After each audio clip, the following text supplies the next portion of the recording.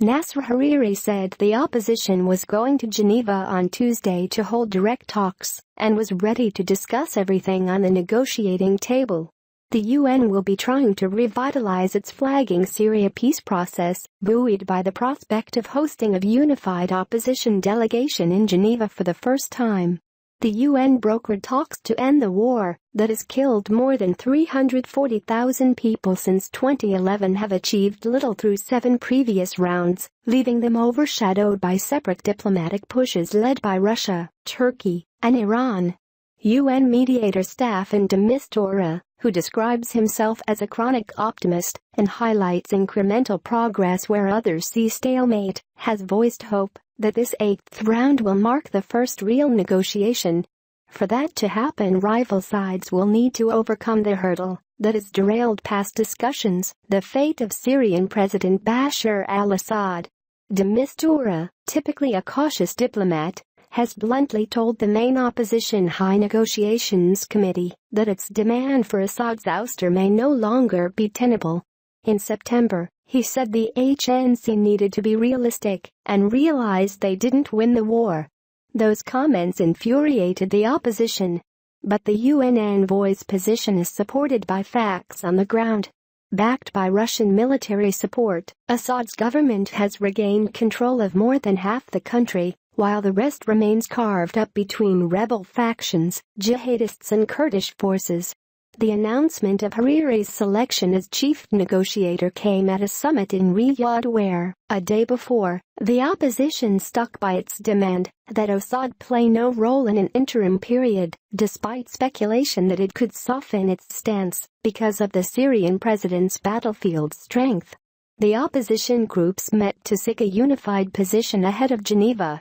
Hariri replaces hardliner Riyad Hijab, who led the HNC at previous negotiations, but abruptly quit this week, hinting that the committee under him had faced pressures to make concessions that favored Assad. Preparing for the next round of Geneva talks, de Mistura met on Friday with Russian Foreign Minister Sergei Lavrov, who said Moscow was working with Riyadh to unify the Syrian opposition. For many years, Western and Arab countries backed the opposition demand that Assad leave office. But since Russia joined the war on behalf of Assad's government, it has become increasingly clear that Assad's opponents have no path to victory on the battlefield. Russian President Vladimir Putin has called for a Congress of the Syrian government and opposition to draw up a framework for the future structure of the Syrian state, adopt a new constitution and hold elections under UN supervision. But he has also said that any political settlement in Syria would be finalized within the Geneva peace talks process overseen by the United Nations. The opposition has long been suspicious of the parallel diplomatic track pushed by Russia, which before the proposed Sochi Congress included talks in Kazakhstan, and has insisted that political dialogue should only take place in Geneva. Hariri said Sochi did not serve the political process and called on the international community, including Russia, to concentrate all our efforts to serve the political process according to international resolutions in Geneva under UN auspices. Ali Arafat, who represents the Moscow Platform political grouping, though, said he would attend Sochi and urged others to go too, reflecting lingering tensions within the diverse opposition.